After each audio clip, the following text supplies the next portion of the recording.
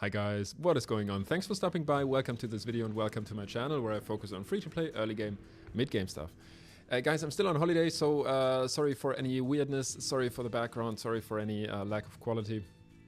Can't do any better than this video, unfortunately, but yeah, it is what it is, guys. Today's video is going to be about guaranteed events and how we can prepare for those. We have 4 main resources we can stack up: shards, soulstones, energy, and also food, which is a very interesting one and one that I believe is sometimes forgotten, which is why I do want to talk about that a fair bit, but I want to start with shards and soulstones. Now, we've just had an event for Raphael with soulstones and dungeon divers, and it was a pretty rough one, and there is also going to be, hopefully, a guaranteed event for Leonardo coming up during the next couple of weeks, which is probably going to be with shards and possibly champion training. We'll have to see about that. We'll have to see what Plarium has in store for us. That being said, if you still want to prepare for the Leonardo event, it really depends on what resources you already have on your accounts, if you're still able to do that, or if you can consider like trying to stack up more resources until the Leonardo event starts. The reason for that is we can expect something along the lines of 25 sacred shards needed in order to complete the Leonardo event. That being said, we can of course use other shards as well. If it is really with shards, we can use ancients, voids, primals, any shard that we have right here, even mysteries. So I can't really give you an estimate what you... Well, I could talk about what you will need in the end. Like I said, 4,500 points for every sacred, round about 100,000 points. And then ancient shards is going to give you only 300 points. So that would make it round about 300 ancients, if I'm not mistaken here.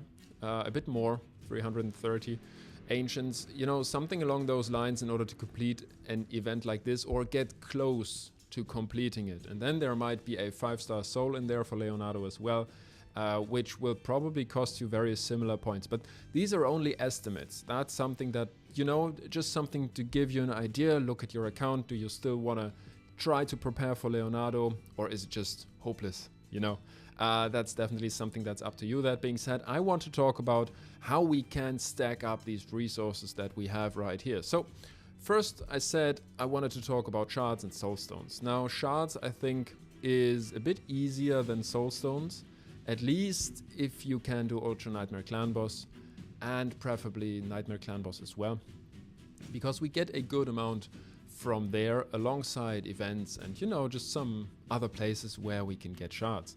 And stacking those up is just a question, and this is similar to soulstones, just a question of saving.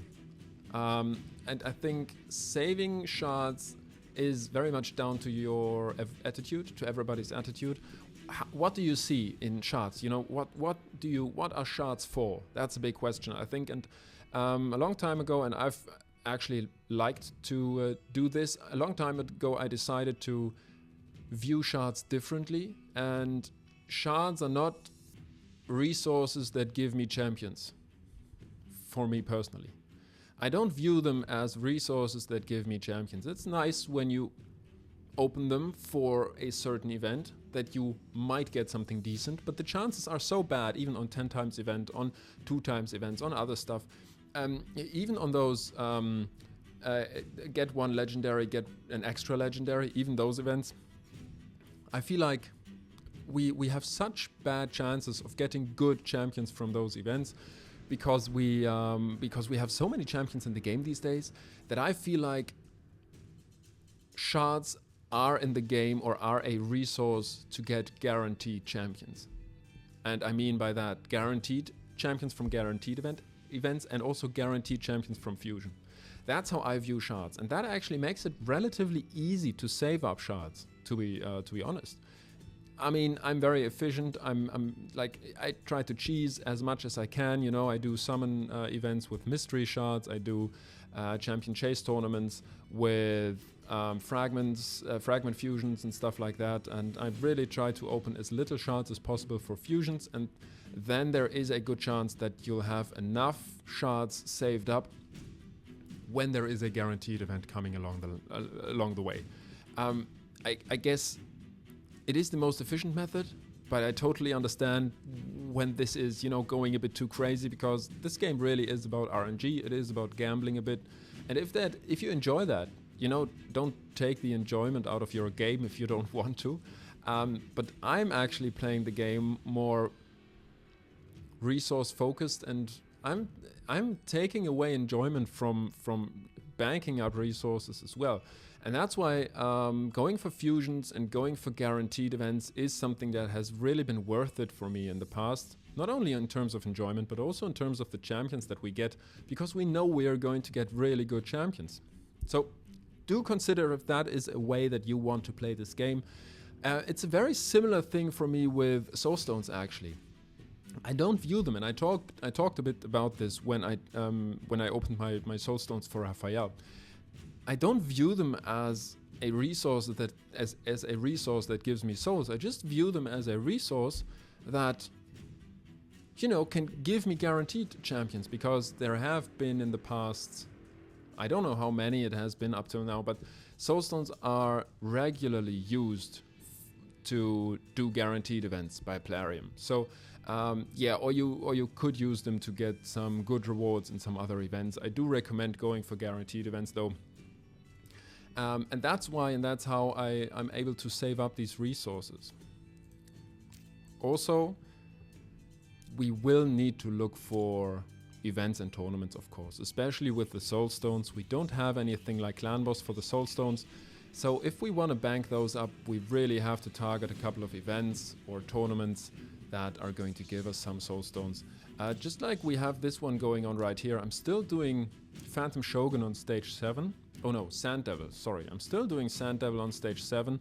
That being said, I hope I'm going to get a video out there talking about easy progression in Sand Devil and how you might even be able to manual the last stage on Sand Devil. But I'm still doing stage 7 right now, and I'm going for these Sand Devil turn attack tournaments anyways, because they give me Immortal Soul Stones and they give me Immortal Soul Coins.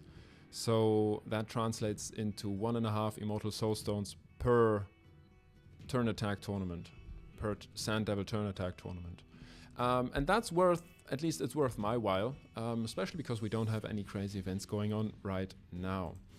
I guess it's also a big question, like guaranteed events and fusions. There's always the question, like, are you going for every fusion? That's obviously going to drain your shards, and that's going to mean that you're probably less likely going to be able to go for guaranteed events, and vice versa.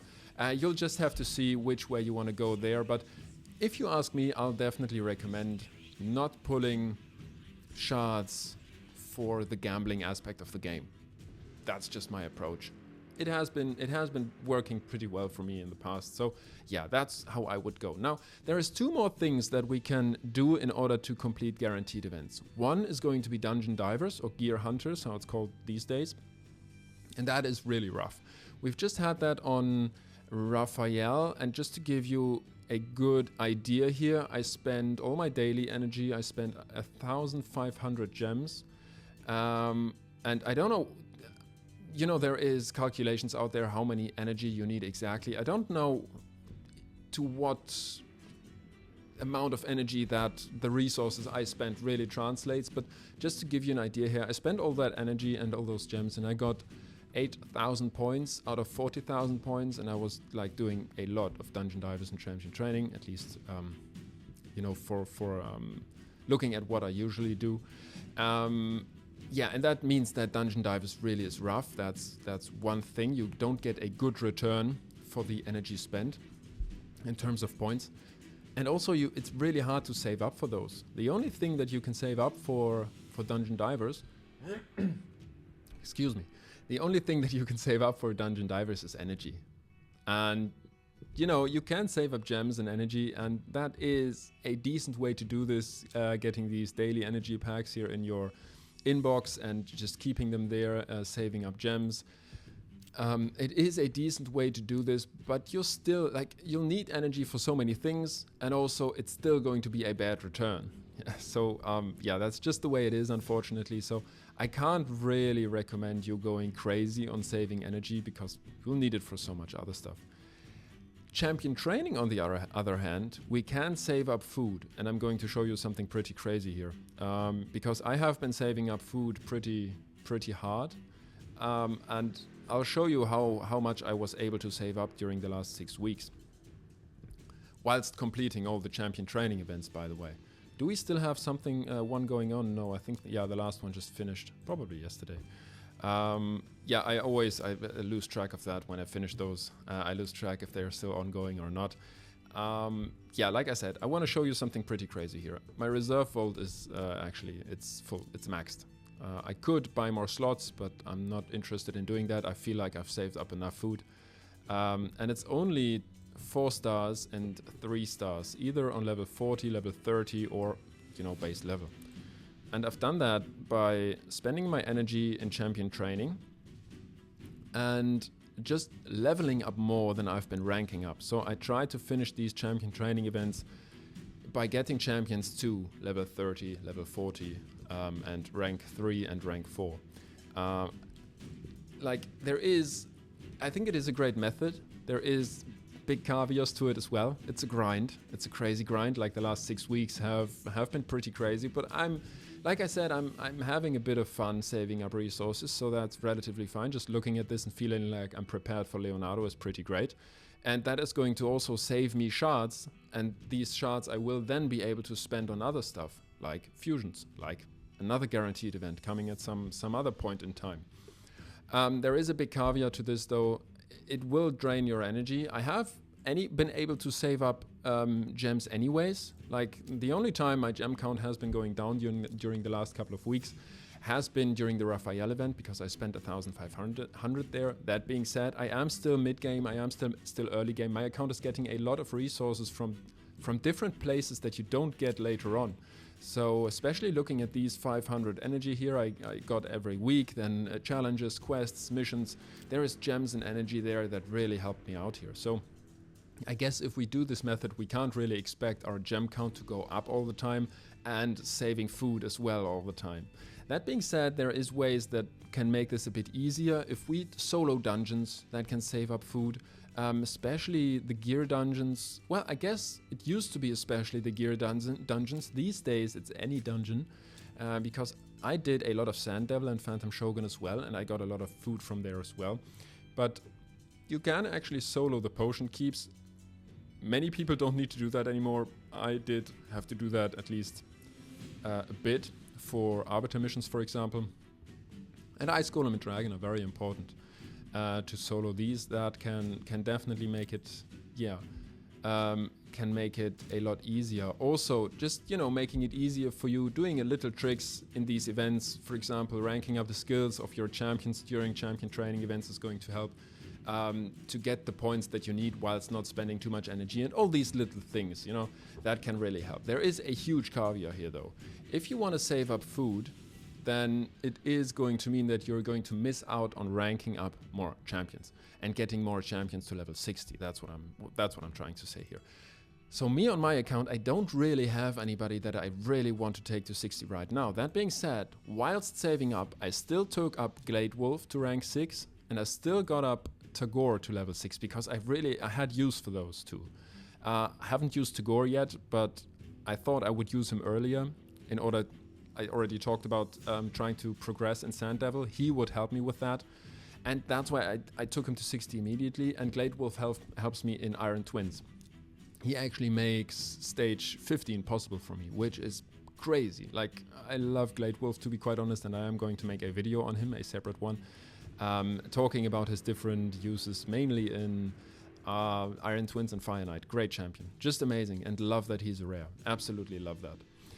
Yeah, but the big caveat here is you can't rank up your champions you want to take to level 60, or it is going to be more difficult for you, because that would mean that, you know, you'll be able to save up less food. So you are going to have to check what you need on your account, and I don't recommend this method early game and mid game. You'll have to decide where the line is, you know, on where the line is on that you're going to want to walk on. Yeah, but like I'm probably going to make a separate video about the Leonardo event as well, and just going to show you what this kind of food is going to mean for the event, how many points I'm going to get. Now, we also don't know if Plarium, you know, what kind of points Plarium is going to grant us for champion training. We also don't know if champion training is part of it. So yeah, I guess you can really see in this video how I'm playing this game. I'm a bit of a notorious saver, I guess. And you don't need to go as crazy as I do, but this can definitely take some pressure away from you. It's also useful if you do this on a champion training event where you have a lot of private time, you know, and you have a lot of time that you can invest into the game, and you can do a lot of champion training, save up food, and then when you know there might be a champion training event coming up where you don't have a lot of time, you can just rank up the food that you have, and you can still go for higher rewards during the champion training event.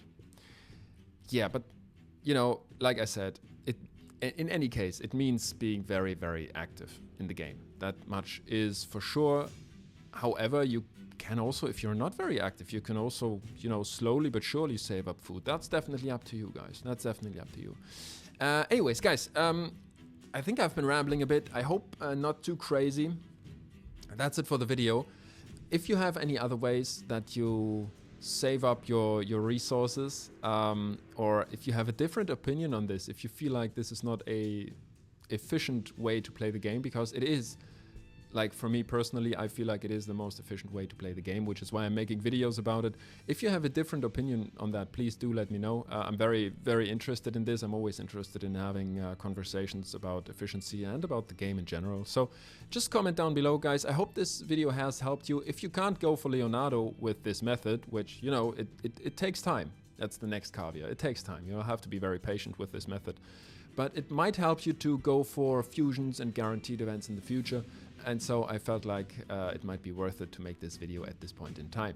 Guys, I hope you have a great day. I hope I'll see you on the next one, and I'll go back to enjoying my holiday. All right, guys. Thanks for stopping by. See you on the next one. Bye.